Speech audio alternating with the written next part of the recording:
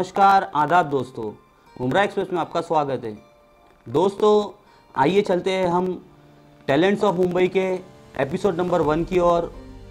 आज हम आपको एक ऐसी शख्सियत से रूबरू करा रहे हैं जिनका नाम दिनेश कुकरेती है, जो कि गोरेगांव से बिलोंग करते हैं, जिन्होंने मार्शल आर्ट, बॉक्सिंग, मुआ थाई, कराटे जैसे इन काफ़ी फील्ड्स में उन्होंने महारत हासिल की है।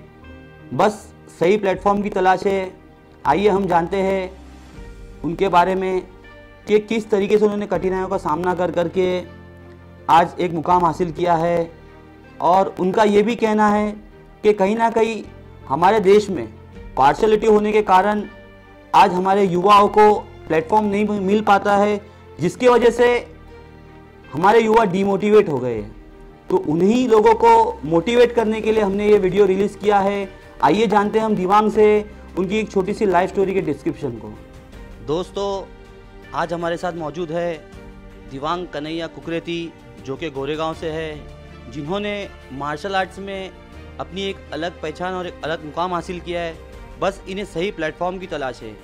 आइए हम जानते हैं दिवांग से कि उन्होंने किस तरीके से, किन कठिनाइयों से अपने सफ़र की शुरुआत की और आज जा कर के उन्हें जो प्लेटफॉर्म मिलने की तलाश है वो कब ख़त्म होगी, हमें यही देखना है। दिवांग, जैसे कि आपने हमें बताया कि आपने लगभग 10 सालों से मार्शल आर्ट में अपना एक अलग मुकाम बनाया है, तो हम आपकी एक छोटी सी लाइफ स्टोरी डिस्क्रिप्शन में जानना चाहेंगे। जो मार्शल आर्ट्स का जो मेरा सफ़र रहा है वो जब मैं 7th स्टैंडर्ड में था तब से स्टार्ट किया है। मैंने इनिशियली शोतोकान स्टाइल से स्टार्ट किया। शोतोकान स्टाइल्स में मैंने कराटे में किया है and black belt second Dan हूँ मैं। स्टार्टिंग में कराटे में मुझे काफ़ी इंटरेस्ट था, इसलिए मैंने स्टार्टिंग से स्टार्ट किया। बट धीरे धीरे मुझे फिर बाकी चीज़ों में भी इंटरेस्ट आना स्टार्ट हुआ। जैसे कि कराटे में इतना ब्रूटल स्पोर्ट नहीं है वो, लाइक पॉइंट सिस्टम ही होता था जब तक मैं था। बट बाद में जब मैं कॉलेज में गया तो मेरे को बॉक्सिंग के बारे में और ज़्यादा अच्छे से पता चला। तो जब मैं कॉलेज में जाता था तो मैंने देखा और प्रैक्टिस चालू होती थी ऐसी कॉलेज में मेरे। तो एक दिन मैं भी गया कि मेरे को भी जानना है और कैसे मैं इसमें पार्ट ले सकता हूँ ये वो। फिर वहाँ से मेरा बॉक्सिंग का सफ़र शुरू हुआ। फिर बॉक्सिंग में मेरा अचीवमेंट ये है कि पास्ट 3 साल से मैं ब्रॉन्ज मेडलिस्ट हूँ मुंबई यूनिवर्सिटी से। और अभी ये 2018 में मुझे सिल्वर मेडल मिला, एक थोड़ा अचीवमेंट हुआ। और फिर उसके बाद मैंने बॉक्सिंग के बाद मैंने अभी इन्हीं लास्ट साल से मैंने म्यूay थाई भी स्टार्ट किया है। म्यूay थाई का रिलेशन बॉक्सिंग से सिमिलर है, लाइक पंचेस तो यूज़ होते ही है और किक्स का मेरा बैकग्राउंड था ही, सिर्फ मुझे एल्बोज और नीज की अच्छी से ट्रेनिंग करनी थी। तो मैं TCF करके एक क्लब है, टोटल कॉम्बैट फिटनेस, उसमें स्टार्ट किया मैंने ट्रेनिंग बाला शेट्टी का सर के अंदर। तो उन्होंने अभी लास्ट ईयर ही मैंने स्टेट्स का था मेरा टूर्नामेंट, तो उसमें मैं गोल्ड मेडल हासिल कर रहा। और जब पुणे में जब नेशनल्स हुए उसमें मेरे ड्यू टू सम थिंग्स मैं हार गया, जो कि मुझे लगता नहीं है जो मैं हारा हूँ फाइट। पार्शलिटी होती होगी वहाँ पर? हाँ वो तो हुई है, काफ़ी वीडियोस भी है मेरे पास, लाइक कि मैं हारा नहीं हूँ या जो भी है, लेकिन वो पार्शलिटी होती है अभी। यही तो वजह है कि आज हमारे देश में काफ़ी युवा है, काफ़ी यूथ्स है जो डीमोटिवेट होते हैं इन चीज़ों को देख करके कि बॉस हम कितना भी फ़ायदा कर लो लेकिन एट द एंड हमें कुछ नहीं मिलेगा, क्योंकि हर जगह पे पार्शलिटी। और बोलते ना कि इंसान अपनी मेहनत से सफल नहीं होता है, आज के ज़माने में दूसरों की मेहनत से सफल हो रहा है। तो दिवांग, हम ये जानना चाहेंगे जैसे कि आपने क्या देखकर इंस्पायर हुए हैं, किसे देखकर आप इंस्पायर हुए इस फील्ड की ओर?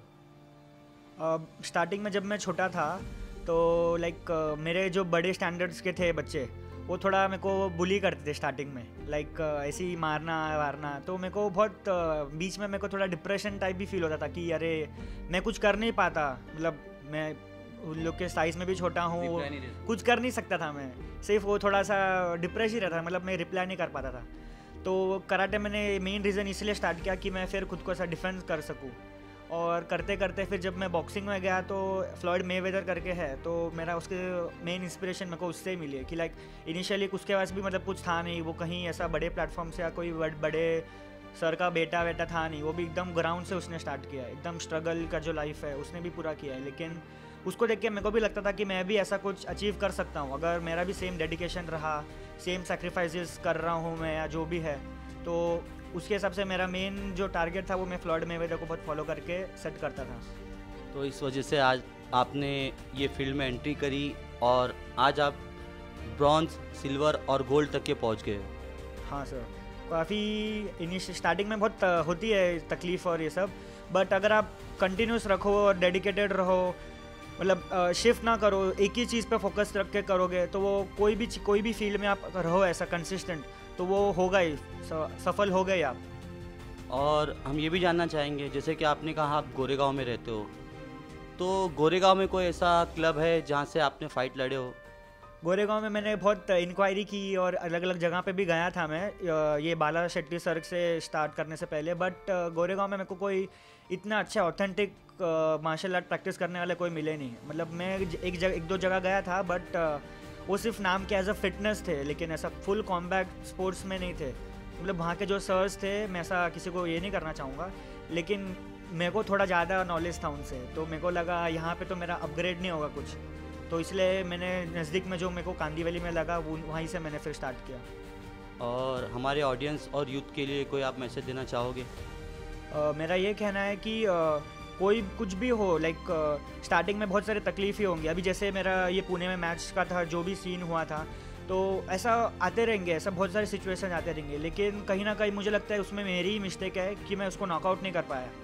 अगर नॉकआउट कर लिया होता तो ऐसा कुछ सिचुएशंस आती ही नहीं। तो मेरा ये है कि डोंट गिव अप। अब ये डोंट गिव अप बोलना भी बहुत ईजी है, लेकिन वो फॉलो करना बहुत टफ है। तो वो ये मत करो, लाइक गिव अप मत करो इतना जल्दी, वो कंसिस्टेंट रहोगे तो होगा।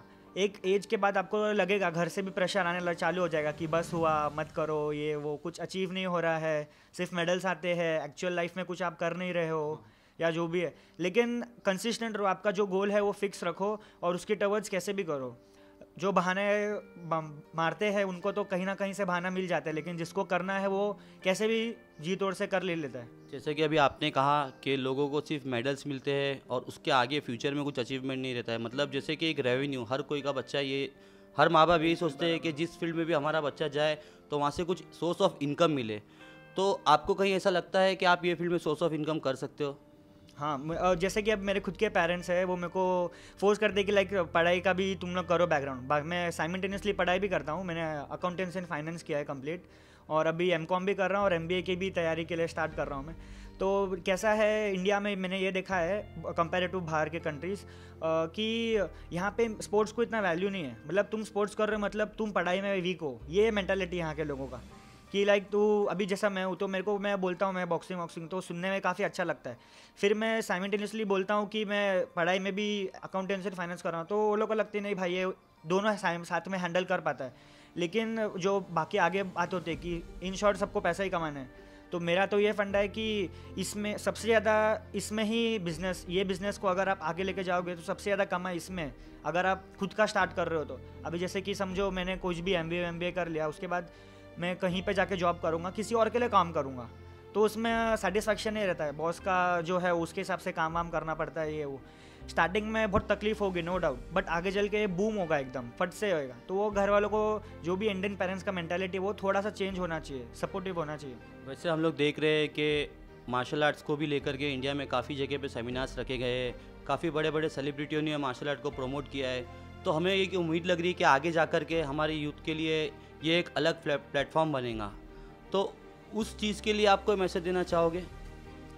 अभी जैकी श्रॉफ जैसे सर है, उन्होंने भी प्लेटफॉर्म देना स्टार्ट किया है, तो वो धीरे धीरे स्टेप बाय स्टेप अचीव होते ही रहेगा।